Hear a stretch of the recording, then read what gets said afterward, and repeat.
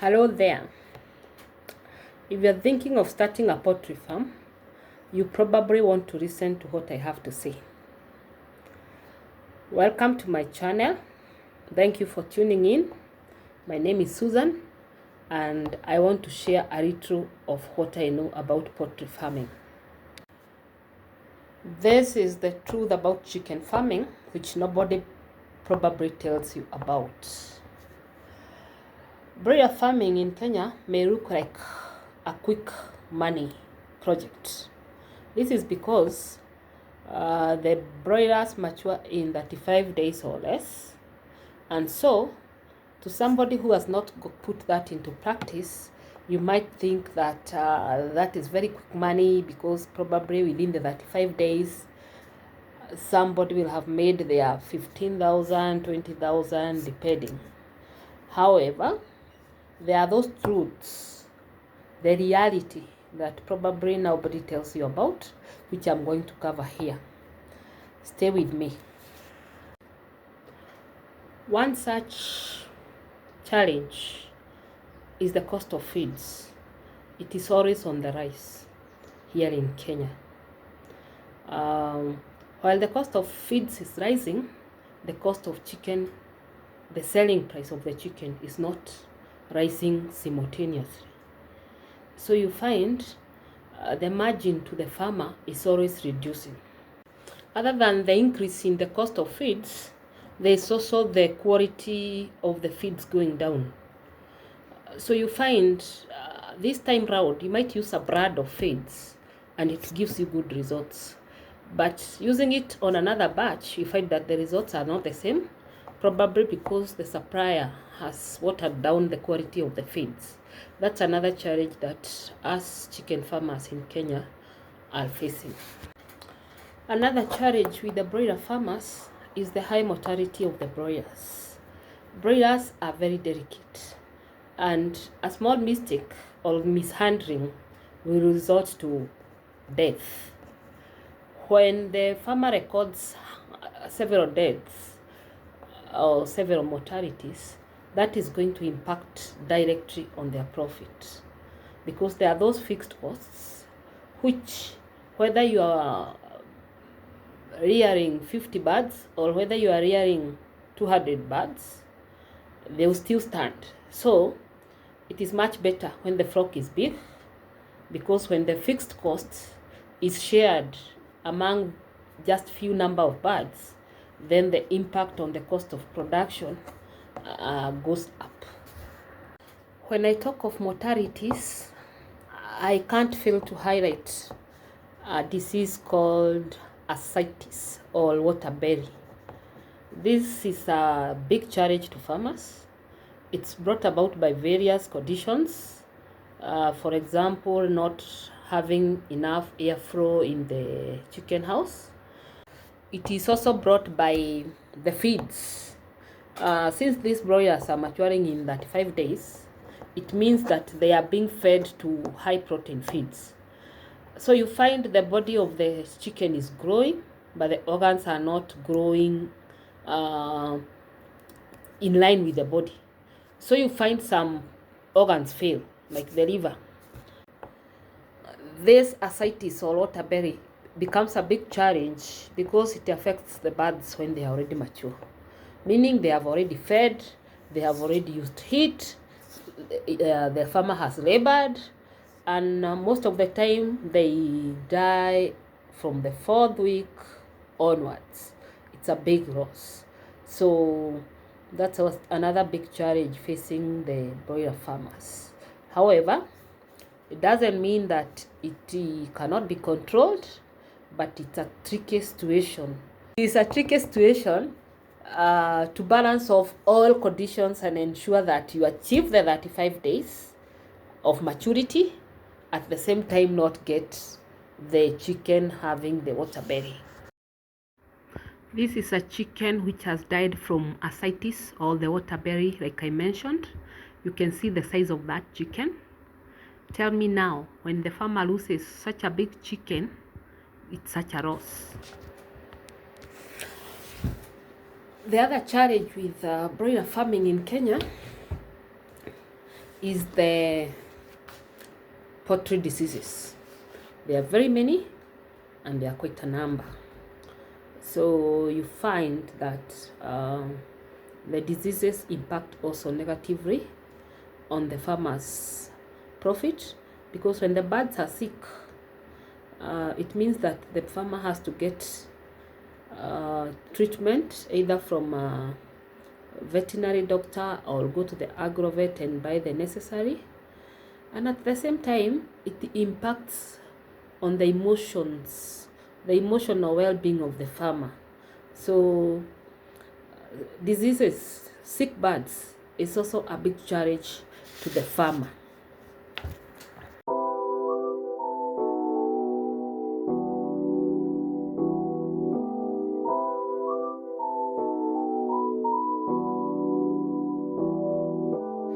The other thing with broiler farming, which you probably as a new beginner you might want to know, is that it is labor intensive. Labor intensive, I mean you put in a lot in form of labor. This is my routine every morning: opening curtains, adding feeds, washing the drinkers, turning over the sawdust, and many more. You can just have a look. Some of the tasks will still be repeated again in the evening. That's why I say it is labor intensive. It gets you out of your comfort zone.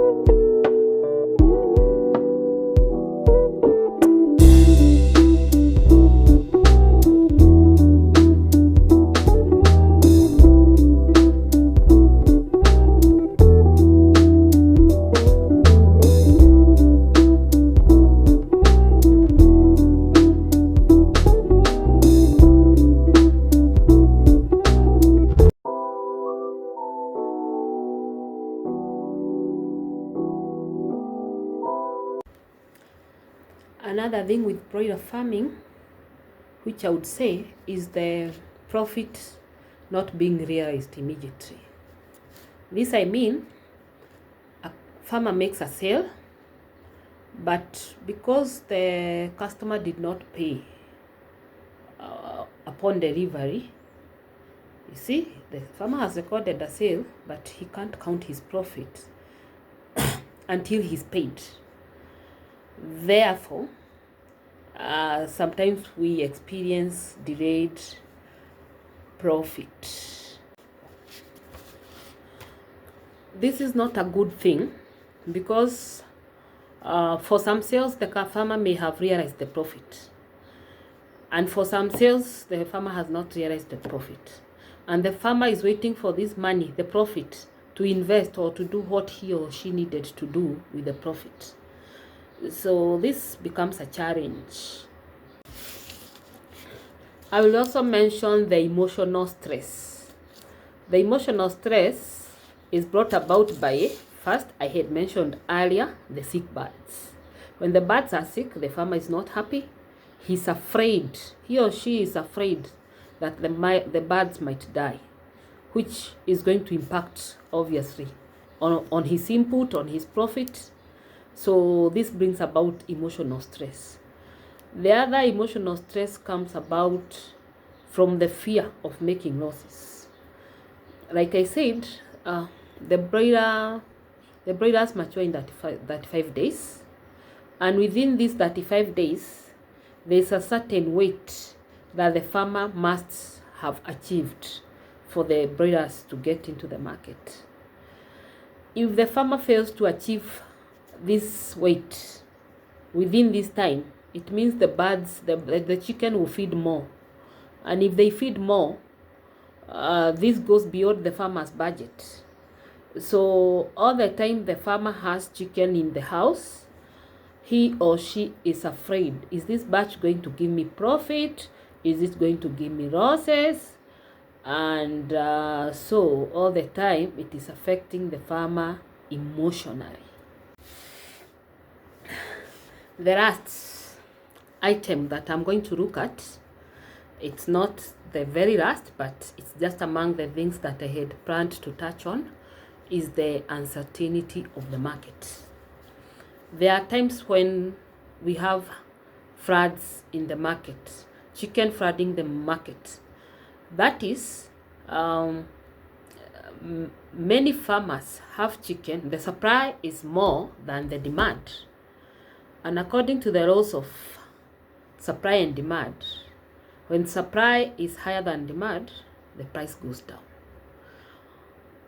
Let me pause for a minute, because this is affecting the farmers big time.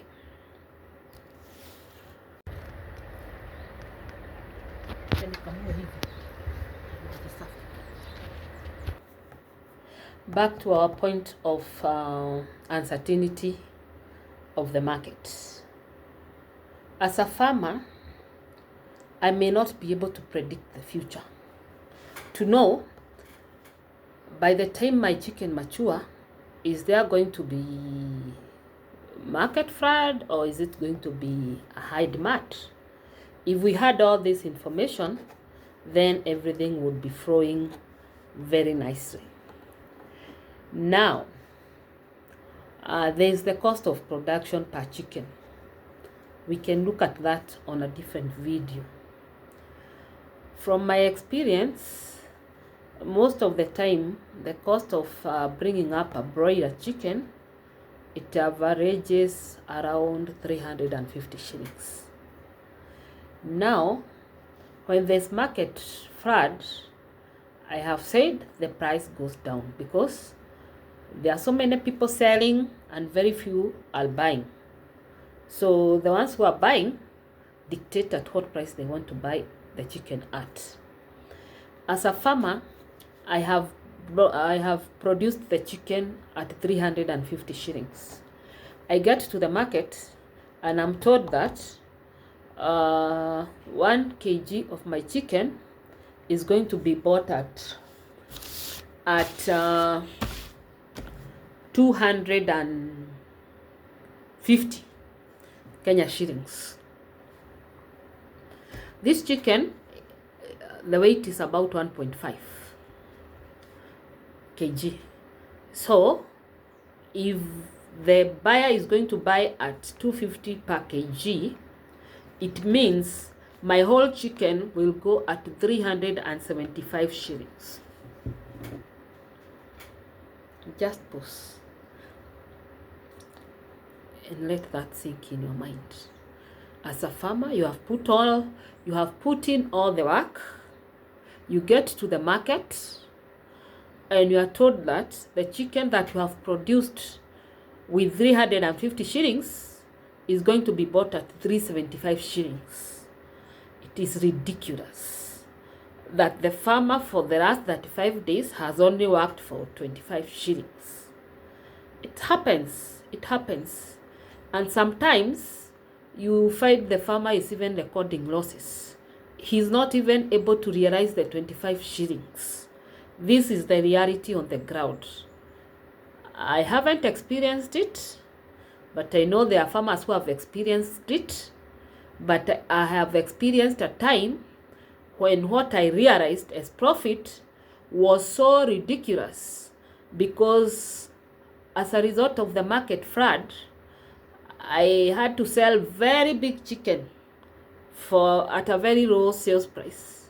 At this point, as a farmer, sometimes it feels like you are going to down your tools. However, we always rise up again. because there are those seasons that we make profit. Yeah, there are those seasons that we make profit. At this point, I want to conclude on our topic for today. I know there are very, very many other points which I have not brought to light. You can add in the comment section just in case you have something else which I have not shared, which you may want to share with us. Please subscribe to my channel for more videos, and I plan to